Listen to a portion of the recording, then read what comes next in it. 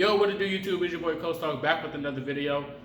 Here we're going to be talking about the reason why the Colts offense struggled. But before I get into it, I'd like to thank all the recent subscribers to the channel. I appreciate every single one of you. If you are new, hit the subscribe button and turn on the notification bell as well so you can know the next time I drop a video. All right, so without further ado, let's hop into it. So this is the reason why the Colts offense struggles. Now, I know some of you guys are going to be blaming Coach Frank and Philip Rivers and the offensive line failed to block on the run. But the real question is, well, the real solution is the reason why the Colts offense really struggles is because we don't have Andrew Luck. That's the reason why. We don't have Andrew Luck, in my opinion. I think that could be the most legitimate reason besides everyone else on the offense that currently struggles, besides Jonathan Taylor fumble on Sunday and the interception thrown by Philip Rivers. I think that's the real solution of why we're struggling. Now I'm going to give you the reason why. Feel free to debate me in the comment section. I'm totally fine, positive or negative. I'm fine with it. But here's the reason why. It's only because Philip Rivers was a late pickup. I'm going to be honest. Andrew Luck left out in the middle of the night.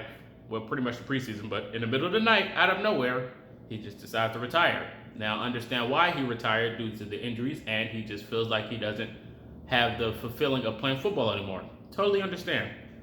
But Philip Rivers was a late pickup. You know, we go through with Brissett through a season. You know, we see how that turns out. He struggles, so we go get a veteran quarterback.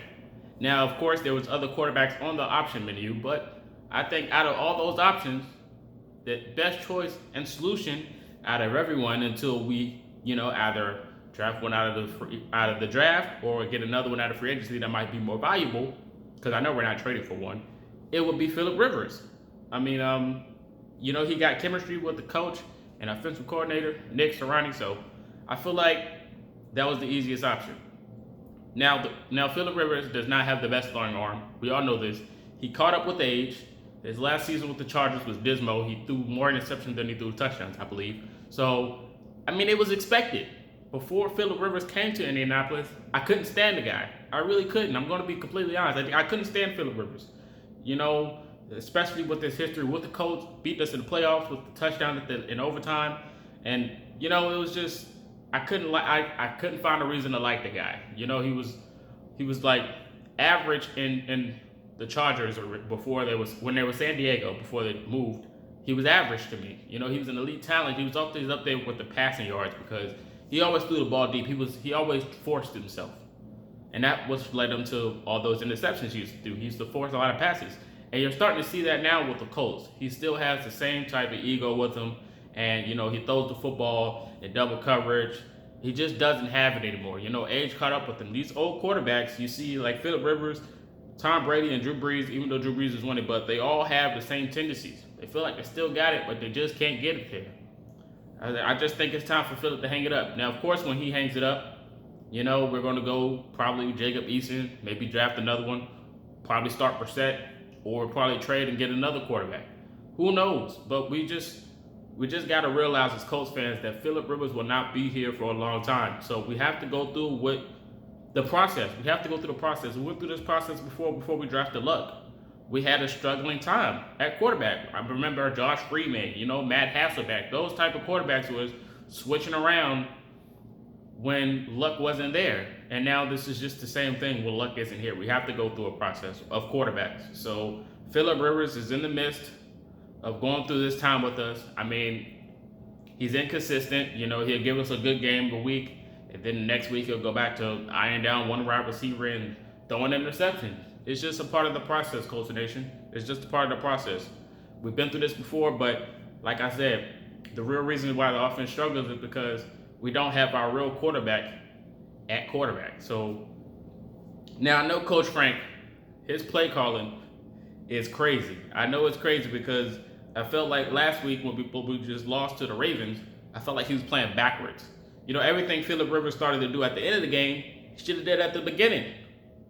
He should have did at the beginning. You know what I mean? Like at the end, he started digging and dunking, playing conservative. At the beginning of the game, he's forcing passes and didn't run the football at all. the Ravens was shutting down the run game at the beginning. They were shutting it down even before the Jonathan Taylor fumble. Now look, Jonathan Taylor did dive in the end zone in the goal line, but before that, they were pretty much stopping everything. So I feel like they should have did the conservative thing at the beginning of the game. Dinking and dunking, finding the receivers, even the sweeps.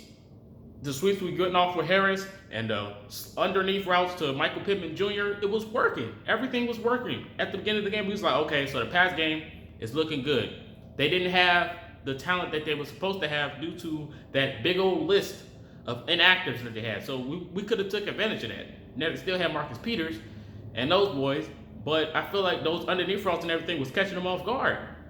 But until we got out of that game plan, Frank Reich, until we got out of that, they knocked everything down. They started throwing interceptions. Jonathan Taylor got his first fumble and didn't get back in the game. And we just couldn't figure it out.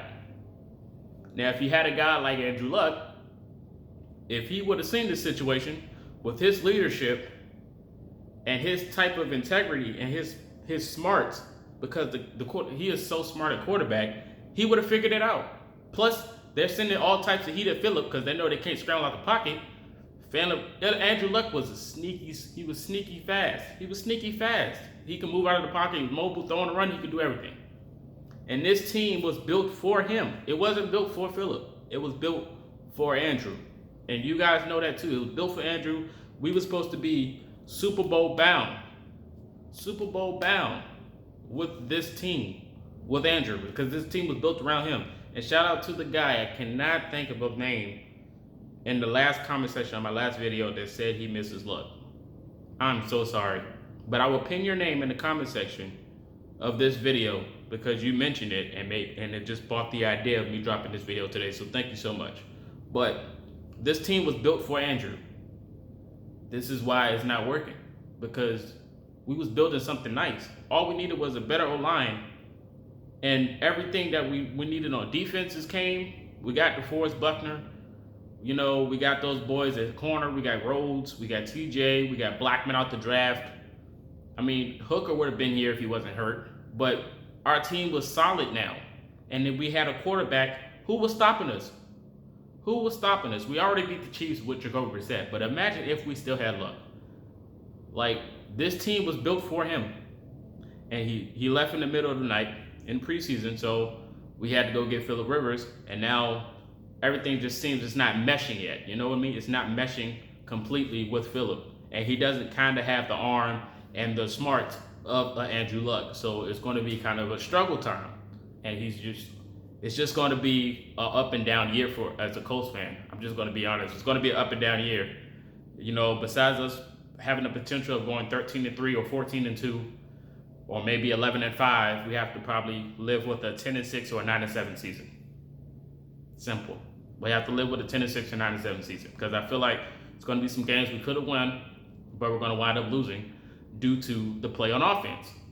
Now, as a coach Frank, his play calling is so simple that the defense could just pick it up in any second. He has to switch it up. You've seen in the recent weeks against the Lions, against the Bears, even against the Ravens in the first half, Coach Frank has so many plays built up in his system, especially off of winning that Super Bowl. He has so many ideas he could run. Like when Trey Burton was scrambling or wildcats and running for touchdowns or options. We can do more of that because Coach Frank knows it'll work. He just has to dig in his bag. And this month is going to be the toughest month as a Colts fan because we got so many tests that we have to go through this month that we have to figure it out now before it's too late. We have to. We got a game coming up back-to-back on Thursday against the Tennessee Titans. We have to figure this thing out. If we don't win this game against the Titans, I'm about to hit the emergency meeting button. I'm about to hit the button because we got to figure this out because we can't keep going through this as a Colts fan. If you agree with me, you guys got to let me know in the comment section. We can't keep going through this as a Colts fan. Phillip Rivers is experienced. He has playoff experience. He has leadership. He's a veteran, and he knows what he has to do to win this game. There's no reason he should be going through the same issue week to week. It's no reason. He's ran out of excuses. Now, you guys know me. I've tried to plead for him. After his failures and his success. 1 week he'll fail. I tried to let him off the leeway. Then when he come back, I'm like, see, Phillip Rivers got it. It just takes time. Now it's just at this point where I'm at the breaking point with this quarterback. I'm just giving up. I'm just giving up. He has no more excuses for me. So we have to figure this out as a team. Coach Frank probably will be on the hot seat. There's coaches at the end of this year that's going to be on the market. And if Coach Frank doesn't figure this out, I feel like he's going to be on the hot seat because people upstairs in the office for Colts, they make power moves. They make power moves. And I feel like they will do Coach Frank just like how they did Chuck Pagano. After Coach Frank won the Super Bowl, they brought Frank in. Now I feel like if Frank continues to struggle, he's going to be out of the door. I feel like he's going to be out of the door. I'm just going to keep it honest. If we don't make the playoffs this year and the struggle continues, he's going to be out of here in 2 seasons. Flat out simple. You got too much talent on this team to be struggling. You can't have the defense week to week continue to be successful and your offense only puts up 20 yards in the first half. You can't have that. You can't have that. You can't have your defense on the field the whole game and they get gassed and then your offense come out here and it looks like they're playing defense because they can't do nothing. You can't have that. You have too much talent on your team. Okay, even though it's a rookie mistake with Jonathan Taylor fumbling the football, we know he had fumbling issues in college. We know he had issues in college. You have to keep him in the game. You can't just be stagnant and keep trying to run through Wilkins and not even using Hines. A secret weapon in Hines. You've seen what he did last week. You can't have players out there and not use them. Come on, coach. Come on, coach. What we doing? Come on, coach. You see it on practice every week. You see the film. You go over film. You see the talent that's there. You have to use them. Now, I appreciate you using Michael Pittman Jr. because we've been raving for this kid since he came back. But you got so much talent on his offense, even without T-Raw Hilton, you're not using him. Before Luck left, we was a tight end central. We threw it to our tight ends every now and then. Now look at Ebron. When Luck made Ebron, when he left Detroit, because he felt like he was a castaway and nobody wanted him, Ebron came through here with Luck and went to the Pro Bowl. He became an elite talent. You have to use your tight ends. You have to. And with a team like the Ravens, even though it was supposed to be closer than what it was, we were supposed to take advantage of that. They lost so many players, we were supposed to take advantage. And we wound up losing. All because the offense couldn't figure it out. It's week 9. What's taking so long? It's week 9. The season's almost over, baby. We got to get on. We have to hit playoff mode. We got to activate. We got to turn up. If not, we're going to be looking at the playoffs at home, sitting on the couch. And nobody wants that. We got too many weapons on offense. That's all I'm saying. We got to figure this run block out, and we got to figure out who's going to get the ball to win. And we know who has to get the ball. We just got to get it to them. Don't force it deep at the beginning. Play conservative. And if we have to force at the end, that's when you go for it. You have to play conservative, man. You gotta balance out the run game and the pass game. But we know this already. We just got to get the right quarterback, Coach Nation. That's all it is. Let me know your reactions on how the Colts and why the Colts struggle. I get active in the chat. I got a bunch of videos dropping this week because we play Thursday. But until next time, this is Colts Nation, Colts Talk signing out. Peace.